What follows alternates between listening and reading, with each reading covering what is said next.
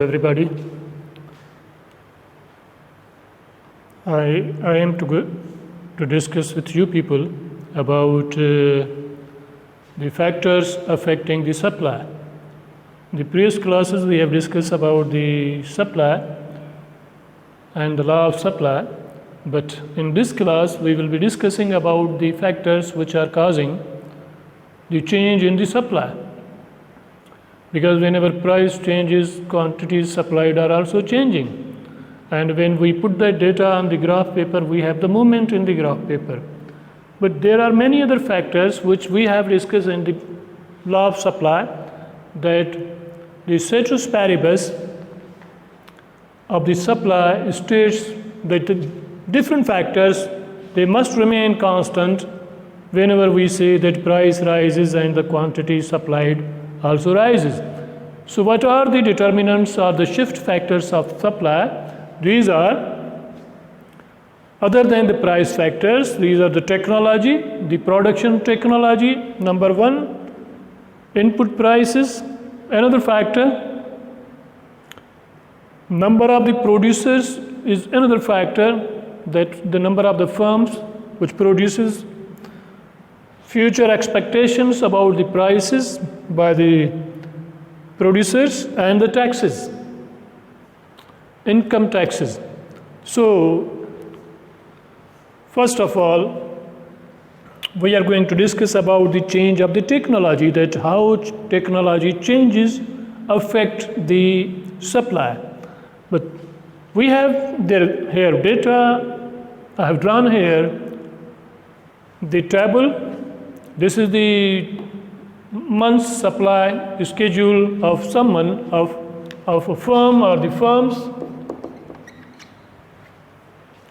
These are the prices and these are the quantities supplied at different prices of the mangoes.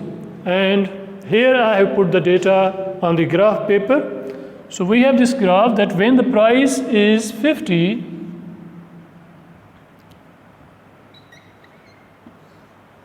the firms, they are willing to supply 10 kgs. So we have connected here this one. And when the price is 60, the firm, they are now willing to supply more, from 20, 10 to 20. Now they are supplying 20. Here you can see. And then when the price is increasing from 60 to 70, the supply is also increasing from 20 to 30. And then again, if the price rises from 70 to 80, if the price is not 70 but 80, the quantity supplied by the firms will be, just suppose we say that 40 kgs. And when the price increases from 80 to 90, our price is not 80 but 90, the quantity supplied will be 50. And when the price is 100, the quantity supplied is suppose 60. So when we connect this one, it becomes the supply curve. We give 0 to this name because this is the original supply curve. Now, we have to check the impact of these factors, that when technology changes, technology can change in the positive direction or into the negative direction, but most of the times technology improves. When there is a new technology emerges, means technology, we can define that it is the production technique or production method. When we have better production method as compared to the previous method, it means now we have the ability to produce more with the same efforts or with the same resources. So the firms will be able to, just we say suppose at 50 now firms, they are willing to supply 20, at 60, 30, 40, 50, 60, 70. So we can say that Now, due to change in technology, now firms or the sellers, they are willing to supply more at all available prices. So when we put this data on the graph paper, we will have the new line. Means at 50 previously the firms were willing to supply only 10, but now they are willing to supply 20. At 60 previously firms were willing to supply 20, but now they are willing to supply 30 because of their technological capacity. Now they are able to produce more at cheaper cost. So that is why we say that when price is 60, the quantity is 30, and when the price is 70, the quantity is 40. At price 80, the quantity is 50. At price 90, the quantity is 60, and at price 100, the quantity supplied is 70. So when we connect these dots, we have new line SC1 means new supply curve, and we have the outward supply curve. We say there is a outward shift in supply or rightward shift in supply.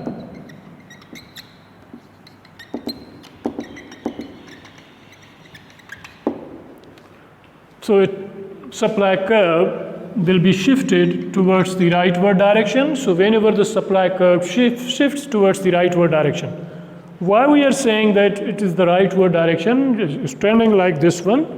It is on my right side. That's why I'm saying that it's the rightward direction shift.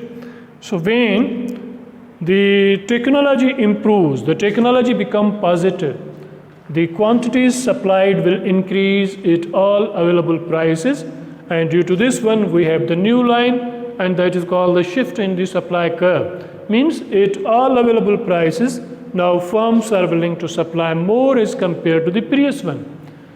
And the vice versa, if we say suppose technology changes but negative, here positive, negative, means now production techniques are outdated. They become outdated or their quality decreased. So we can say that at price 50, previously they were producing 10, now they are producing nothing. At 20, 30, 40, 50, 60. Oh, sorry. That 10, 20, 30, 40, 50. It means now at all available prices, if technology become negative or the quality of the technology decreases, the quantities supplied by the firms become lesser and lesser as compared to the original one, because now they are spending more to produce the similar quantities. So that is why we can simply say that at price 50, they are producing nothing. At price 60, they are producing 10. At price 70, they are producing 20. At price 80, they are producing 30. At price 90, they are producing or supplying 40. And at price 100, they are supplying 50. So when we connect these dots, we have the supply curve 2. It means that supply line shifted towards the inward direction, or we can say inward shift or leftward shift in supply curve. So inward shift means now the supply is less than the previous one. This one is the original line at these prices, and these were the quantities. And this line shows that when price increases, technology increases, then the quantity supplied also increases. when the when the technology become negative, the quantities supplied also decreases. So this is another shift in the supply curve. So we can repeat other factors and the outcome will be similar most of the times. Now we are talking about the input prices.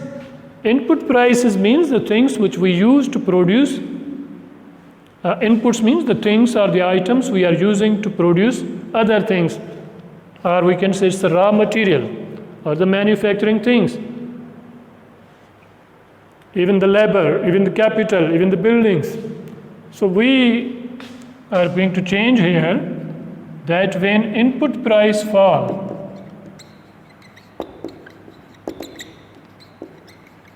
if we say suppose labor is the input, if the price of the labor falls, means now labor is cheaply available, then firms will be able to produce more because now they are paying less per unit because labor has decreased their prices.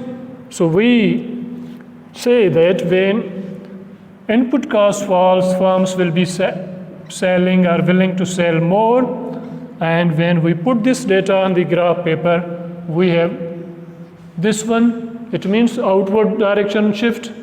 So we can say that supply will shift outward direction and the vice versa. If we say suppose labor cost rises, increase,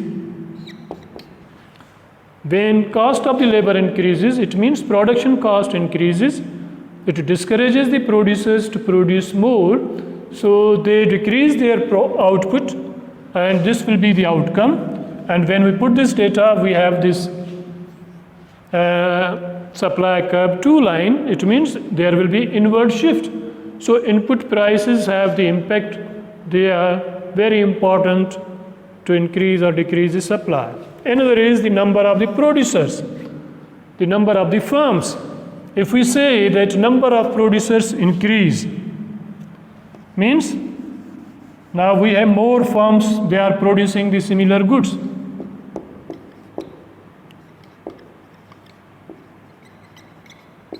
Increase, and here number decrease. When the number of firms increase, it means now we have more firms producing the same items.